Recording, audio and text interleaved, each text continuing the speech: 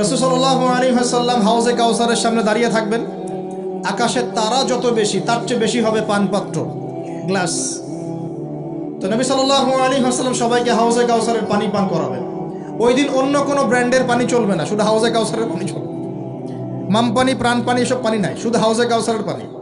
কথা বুঝতে পারছেন? কোনো ড্রিঙ্কস নাই, সফট ড্রিঙ্কস, হার্ড ড্রিঙ্কস, কোনো ড্রিঙ্কস নাই, শুধু কি হাউজে কাউসারের পানি। এই পানি ছাড়া কোনো পানি নাই। এই পানি যে খাবে, এই যে 50,000 বছরের সমান দিন, কিয়ামতের দিন, এই দিনে সে ইনশাআল্লাহ পিপাসার্ত হবে না, সে আর কোনোদিনও পিপাসার্ত হবে না ইনশাআল্লাহ। আর যে ব্যক্তি পান করতে পারবে না, তার কি অবস্থা সেটা বুঝতেই পারছেন। সবাইকে নবীজি পান করাতে থাকবেন। হঠাৎ পর্দা পড়ে যাবে, হঠাৎ একটা পর্দা পড়ে যাবে, অদৃশ্য পর্দা। নবীজি বলবেন, ইন্নাহুম মিন্নি, এরা তো আমার উম্মত। কেন পর্দা পড়ে গেল?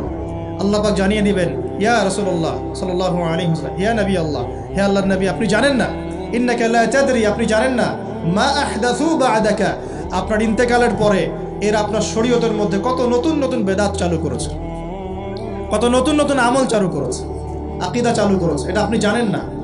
ইন্নাকা লা তাদরি মা আহদাসু বা'দাক, সহিহ বুখারীর মধ্যে হাদিস আসছে। নবীজি তখন বলবেন, সুহকান সুহকান, দূর হও দূর হও, লিমান গায়্যারা বা'দি, যারা আমার পরে দিনকে পরিবর্তন করেছো তারা দূর হয়ে যাও। প্রিয় ভাইয়েরা, আমরা নিয়াত করতে পারি তো ইনশাআল্লাহ যে আমরা জীবনের প্রতিটা ক্ষেত্রে রাসূলের সুন্নাহ মেনে চলার চেষ্টা করবো ইনশাআল্লাহ। এবং ইসলাম মানে আত্মসমর্পণ, আল্লাহর সামনে নিজের ইচ্ছাকে সমর্পণ করে দিব ইনশাআল্লাহ। কতটুকু পারবো না পারবো সেটা পরে, আগে আত্মসমর্পণ করব, ইনশাআল্লাহ আল্লাহ পাক রাস্তা দেখাবেন ইনশাআল্লাহ। বিশ্বাস করেন, যে ব্যক্তি চাইবে আল্লাহর কাছে মন থেকে, আল্লাহ আমি নামাজ পড়ছি, মাশাআল্লাহ আমি পর্দা কায়েম করেছি, আমি কোরআন তেলাওয়াত শিখছি, দিনের ফিকির করছি, দিন প্রচারের চেষ্টা করছি, আল্লাহ আমাকে তুমি সুদও ছাড়ার তৌফিক দাও, আল্লাহ অবশ্যই তাকে তৌফিক দেবেন ইনশাআল্লাহ। যে আল্লাহর কাছে যা চাইবে আল্লাহ পাক তাকে সেটাই দিবেন ইনশাআল্লাহ।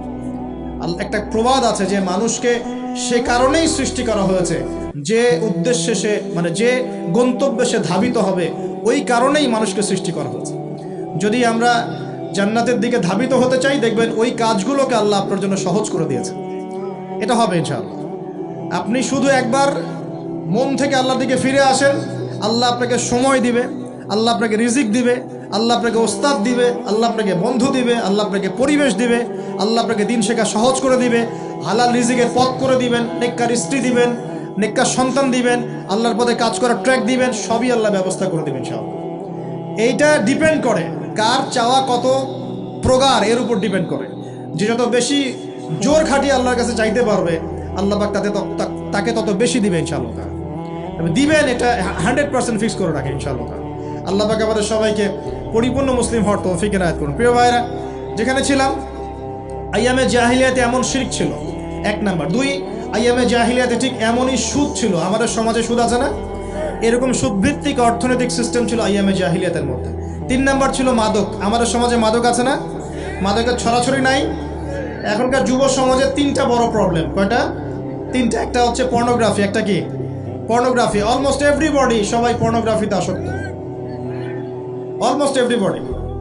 2 নাম্বার হচ্ছে মাদক।